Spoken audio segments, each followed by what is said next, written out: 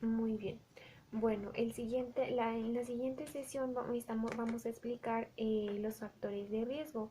Están en unas tarjetitas y están relacionadas también con las de diabetes tipo 2. Ok, entonces, uno de los factores de riesgo para desarrollar diabetes tipo 2 es el sobrepeso u obesidad. Cuando hay un exceso de peso, esto condiciona que en algún futuro usted tenga, o bueno, en caso usted ya lo tiene, en caso de que haya algún familiar con esta condición, aumenta el riesgo de presentar diabetes en algún futuro. Entonces, es algo que caracteriza a la diabetes tipo 2 en pacientes que tienen sobrepeso u obesidad. Otro factor de riesgo es la alimentación.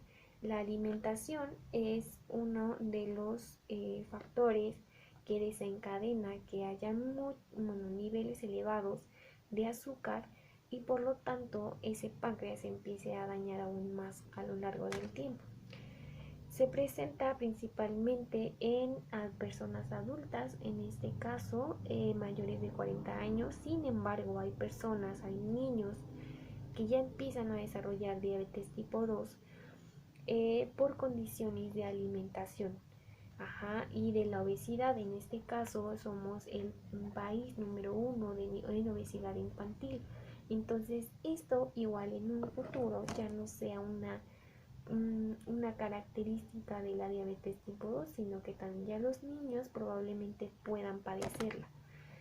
Otro de los factores es la medicación. En diabetes tipo 1 es un ejemplo. En un inicio de su tratamiento requerirán de insulina. Sin embargo, en diabetes tipo 2, la mayoría de los pacientes inician con tratamiento de hipoglucemiantes. Quiere decir que son pastillas que nos van a ayudar a bajar el azúcar, pero a veces por el mal control o simplemente por la progresión natural de la enfermedad en algún futuro requerirán de insulina. Entonces, esta es, eh, estas pastillitas son características de diabetes tipo 2 en un inicio, pero en diabetes tipo 1 no hay esto. Siempre se van directo a insulina. Entonces, pues también eh, podemos notar la diferencia del tratamiento de diabetes tipo 1 y diabetes tipo 2. Autoinmunidad.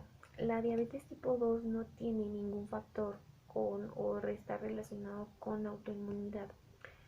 Quiere decir que eh, nuestras, ay, nuestros anticuerpos no atacan ninguna célula sana de nuestro cuerpo, que es lo contrario a lo que hace con diabetes tipo 1. Aquí se ataca el páncreas y es por eso que no hay insulina, pero en diabetes tipo 2 no hay nada relacionado.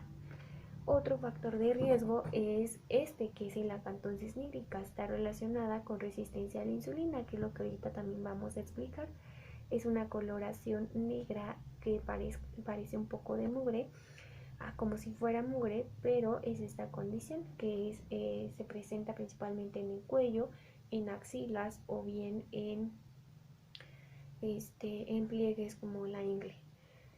Y la secreción, aquí la diferencia entre la secreción de páncreas en la secreción de la diabetes tipo 1 es absoluta. O sea, ya no hay nada de producción de insulina, pero a veces en esta sí hay un poco de secreción de insulina, pero no suficiente para nivelar los niveles de azúcar. Por lo tanto, se debe de inyectar o llevar un tratamiento externo. Entonces, sí hay a veces un poco, hay personas que tienen un poco de secreción de insulina, hay otras que ya no. Entonces, es otra diferencia. Y pues nada más. Vamos a pasar con el otro término que es la resistencia a la insulina y la intolerancia. Bueno, la resistencia a la insulina, vamos a regresar a esta maqueta, es cuando hay célula, bueno, hay insulina, sí hay insulina, pero el cuerpo, en este caso las células, no la reconoce, ¿ok? Porque Esta resistencia es característica antes de que usted le hayan diagnosticado diabetes. Una vez con diabetes es otro cuento.